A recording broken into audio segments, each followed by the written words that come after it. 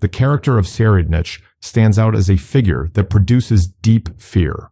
This fear does not come only from his actions, but from the inner logic that supports them. He is not shown as an impulsive villain, nor as someone shaped by a past tragedy that explains his cruelty. His evil is calm, thoughtful, and aesthetic. This quality makes him especially rich for psychological and philosophical analysis, particularly through the lens of malignant narcissism and divine self-perception. Tserriednich does not act to survive or to defend himself. He also does not seek social recognition in the usual way. His behavior is organized around a powerful belief. The world exists to be observed, explored, and used by him. This idea appears not only in what he says, but in how he looks at others, how he touches them, how he decides, and how he experiments with people. His narcissism is not loud. It is built into his structure. Malignant narcissism is defined as a mix of extreme narcissism, lack of empathy, sadism, and antisocial traits. In Tserriednich, these elements do not appear as visible dysfunctions, but as a highly efficient system. He does not lose control. He is not driven by chaotic impulses. His pleasure comes from conscious domination, careful observation, and the certainty that he exists above everyone else. This type of narcissism differs from common narcissism because it does not depend on external validation. Tserriednich does not seek applause, admiration, or approval. He has no interest in being openly loved or feared. His satisfaction comes from a deeper source, an inner confirmation of his ontological superiority. He does not feel better than others. He experiences himself as belonging to a completely different category of existence. Tserriednich does not see himself as a man among men, but as an entity observing from a higher level. This divine self-image does not mean he believes he is a god in a religious sense, but that he sees himself as having a natural right to use reality as he wishes. In his eyes, others are not subjects with inherent value, but complex objects, interesting and disposable. From this perspective, violence is not an emotional outburst. It becomes an act of exploration. The human body turns into territory to study, material that can be altered to satisfy aesthetic or intellectual curiosity. The suffering of others creates no guilt because, in his mental framework, there is no true other with equal dignity. There are only pieces within a world he observes. This trait connects to a dark philosophical tradition, the subject who places himself beyond good and evil without ever facing moral conflict. Unlike the tragic nihilist, who suffers from the loss of values, Tserriednich never seems to have needed them. His ethics do not collapse because they were never built. Emptiness was his starting point. In this sense, his narcissism does not function as compensation for deep insecurity. There are no clear signs of inner fragility. His self-worth does not rely on recognition. His sense of self is closed in on itself. This radical self-sufficiency is what makes him disturbing. There are no visible cracks through which doubt or remorse could enter. This places him close to the profile of a high-functioning psychopath, but with one crucial difference: the aesthetic dimension. Tserriednich does not only exercise power, he contemplates it. There is a reflective distance between him and his actions. This separation allows him to enjoy the process, analyze it, and repeat it without emotional exhaustion. His sadism is not impulsive, but curatorial. Tserriednich represents an extreme form of individual sovereignty. He recognizes no external or internal limits. Social rules do not restrain him, but they also do not challenge him. They simply do not exist within his frame of reference. This position recalls the figure of the hidden God, an entity that does not need to declare itself because its authority is self-evident. This divine self-perception is reinforced by his exceptional talent. His rapid learning, sharp understanding, and natural affinity with men strengthen the belief that the world responds to his will. However, the danger lies not in his power, but in how he interprets it. For Tserriednich, talent does not imply responsibility, but proof of his natural right to dominate and destroy. What happens when intelligence fully separates from ethics? In many stories, knowledge leads to doubt, inner conflict, or guilt. In Tserriednich, the opposite occurs. Knowledge expands his sense of control. Each discovery reinforces his belief that he stands above the rest of humanity. From this angle, his malignant narcissism is not only an individual disorder, but a reflection on an extreme human possibility. Tserriednich embodies what happens when self-awareness develops without empathy, when the self expands without moral resistance. He is a figure that forces the reader to face the idea that intelligence alone does not lead to goodness. His relationship with art is especially revealing. Art is usually linked to sensitivity, communication, and emotional expression. In Tserriednich's hands, it becomes a tool of appropriation. The human body turns into an aesthetic object because it has been stripped of its status as a subject. Beauty emerges from total domination. This reversal of artistic meaning has deep philosophical implications. Art stops being a bridge between minds and becomes a one-sided act. There is no dialogue, there is only observation. In this framework, the artist does not expose himself, he controls. Tserriednich does not create to be understood, but to confirm his absolute power over both form and content. His divine self-perception also appears in his calm behavior. He does not rush. He does not react. He watches. This calm is not moral serenity, but ontological certainty. Someone who knows he is superior has no need for urgency. The world is there, available. Other lives can wait because they have no inherent value. This control over narrative rhythm strengthens his image as a superior entity. While other characters struggle, doubt, or suffer, Tserriednich observes.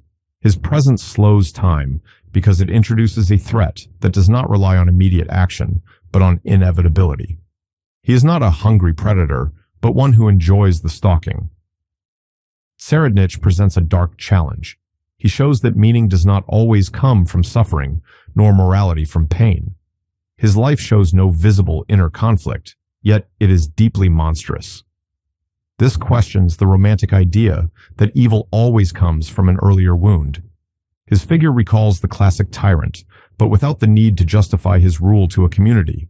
He does not govern to preserve order. He rules because he can. His malignant narcissism appears in this indifference toward any form of external legitimacy. Divine self-perception does not mean omnipotence, but absolute permission. Tserriednich grants himself the right to decide who lives, who dies, and who deserves to be reduced to an object. This logic removes any possibility of guilt, because guilt requires recognizing the other as an equal. At this point, the character works like a thesis. He forces the reader to ask how much morality depends on social, emotional, or biological structures. Tserriednich seems to show that when these structures do not develop, intelligence can become a refined tool of destruction. His monstrosity is not chaotic, but elegant. He does not shout, threaten, or lose control. This restraint is key to understanding his narcissism. He has nothing to prove. His sense of self is fully formed. The world is not a challenge, but his stage. Tserriednich represents a radical rejection of humanism. In his view, human beings have no inherent value. Value is assigned from above, according to personal standards. This hierarchy turns compassion into weakness and empathy into a miscalculation. Malignant narcissism, in this case, is not a pathology that limits his function, but a structure that enhances it. This is what makes him especially disturbing. There is no inner punishment. There is no contradiction, only a diabolical coherence. Tserriednich embodies one of the most malevolent figures in Hunter x Hunter because he does not represent chaos, but order without ethics. His malignant narcissism and divine self-perception are not narrative ornaments, but the core of his identity. Through him, the story raises an uncomfortable question. What happens when a human being sees himself as a god, and the world offers no moral resistance? The answer is not an explosion of uncontrolled violence, but something more unsettling. Elegant abuse, a cold gaze, and absolute certainty that everything else exists to be used. The figure of Tserriednich allows a deeper look into a rarely explored dimension of malignant narcissism, its relationship with knowledge as a way of claiming the world. For him, knowing does not mean understanding others, but reducing them. Each piece of information does not expand his sensitivity, but his capacity for control. Knowledge does not make him more human, it makes him more distant. From this view, learning is not an ethical process, but a technique of domination. In many perspectives, knowledge creates responsibility. In Tserriednich, the opposite happens. Each new discovery confirms his sense of absolute entitlement. This inversion reveals a radical position. The idea that the world does not impose duties, only offers possibilities. Duty appears only when the other is recognized as an equal. When that recognition is absent, morality disappears without needing to be openly denied. This attitude rests on an extreme form of depersonalization of others. People are not seen as independent minds, but as interesting biological configurations. Their reactions, fears, and pain become phenomena to classify. This explains why Tserriednich does not experience his cruelty as cruelty. There is no intent to harm, there is only satisfied curiosity. This way of viewing others resembles the relationship between a scientist and an object of study, but without any ethical framework to limit experimentation. The laboratory is the world. The subjects are available bodies. The key difference is that, in this case, the observer gains aesthetic pleasure from the process. The experiment does not seek external results. Its value lies in the act of observing without obstacles. This represents a complete break with the idea of human dignity. Dignity assumes an inherent value that does not depend on usefulness or on another person's desire. In Tserriednich's mental world, that value does not exist. All value is assigned by his will. This position does not need to be argued. It is enforced through action. Here, his divine self-perception becomes clear. In many mythologies, gods are not bound by the same rules as humans. They can create and destroy without being accountable. Tserriednich adopts this symbolic role without calling himself a god. He does not need the title. His behavior constantly expresses this ontological hierarchy. Another key aspect is his relationship with the human body. For most people, the body is a boundary, an intimate space, an extension of the self. For Tserriednich, it is a shape that can be altered. This view strips the body of its existential meaning and reduces it to material. The body stops being someone and becomes something. This reduction has deep philosophical consequences. The body, as a place of experience, allows us to recognize ourselves as vulnerable subjects. By denying this condition in others, Tserriednich places himself outside the empathic circuit that supports social life. He does not share fragility. He only observes it. His malignant narcissism is reinforced by this asymmetry. He knows he cannot be touched, not because he is physically invulnerable, but because his identity does not depend on recognition from others. Nothing that happens to others can affect him at a deep level. His self does not reach outward. It folds inward. This creates a paradox. Tserriednich seems to have solved the problem of meaning without shared values. His life has internal coherence. His actions follow a stable logic. There is no visible anguish. There is no inner conflict. And yet, that coherence produces horror. This forces us to rethink the idea that meaning always leads to goodness. In Tserriednich, life has meaning, but it is directed toward absolute self-affirmation. His life project does not seek connection, but confirmation. He does not need transcendence because he already sees himself as complete. The absence of guilt is central to this structure. Guilt appears when one recognizes having harmed someone who has value. If the other has no inherent value, guilt has nowhere to attach. Tserriednich does not suppress guilt. He simply does not produce it. This sets him apart from characters who struggle with dark impulses. He does not struggle. He just acts. This trait makes him especially dangerous. He has a crushing stability. The stability of his mental structure allows him to sustain his behavior without emotional fatigue. He does not need to escalate violence to feel alive. Each act confirms a truth he already assumes. Divine self-perception also appears in how he relates to fate and the future. While other characters fear death or try to avoid it, Tserriednich seems to stand outside that concern. Not because he is immortal, but because he does not see himself as part of the same order as others. Death is something that happens to others.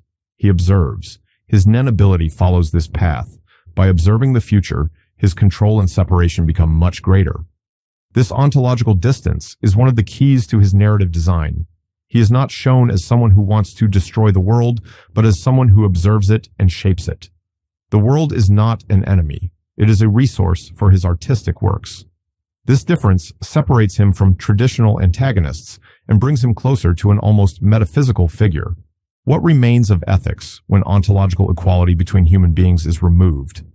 His existence suggests that morality is not an automatic result of intelligence, but a fragile construction that depends on empathy, shared vulnerability, and mutual recognition.